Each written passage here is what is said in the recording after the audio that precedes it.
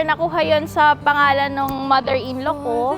Yung Rose, kasi Rose yung mother-in-law ko. So, sinunod namin siya as Rosie. Tapos yung Claire, yun yung bigay na ng papa niya.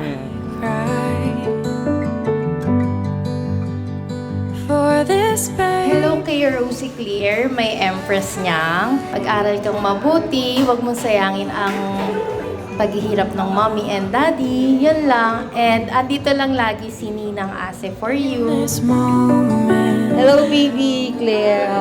Ayun, sana lumaki kang mabait at sumunod sa mga ate at kuya and kay mami at daddy. Yun lang, love ka namin. Ang wish ko sa aking apo, sana lumaki siya na maganda ang kalusugan niya.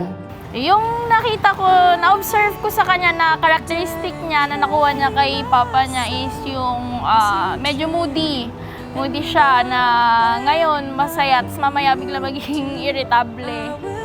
Tsaka hindi may tatangging kamukha ko talaga. Oo, yun, alas lahat. Lagi siya na pagkakamalan na boy, baby boy. Baby boy daw, pero girl yan, maganda. Dedicate this baby back to you. Actually kasi nung unexpected siya, Ako, gawa naiyak ako. ng hindi ko pa siya June nung nilabas namin siya. Hindi naman siya premature, pero kulang siya sa weeks. Tapos, na-emergency CS ako, so very unexpected Buti nga, siya. okay siya eh. Yung gano'n, nagwo-worry din kami. Pero okay, ang saya-saya kasi makakita na naman ako ng baby na lalaki na masasaksihan namin yung anak namin na lumaki na maayos. I commit.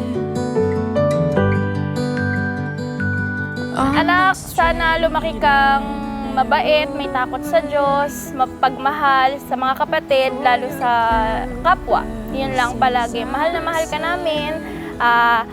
Sa mga susunod na taon, alam ko mapapanood mo to.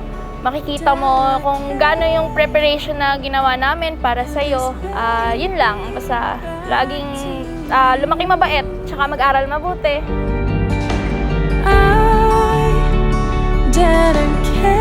Always Claire, nandito si Papa at si Mama na love ka. Lahat kayong magkakapatid. Ang gusto ni Papa sa'yo, Claire, maging may takot ka sa Diyos, maging mabait ka. Yun lang naman. I love you, Claire. Word into their heart. Hi, Claire! Welcome to the Christian world! I dedicate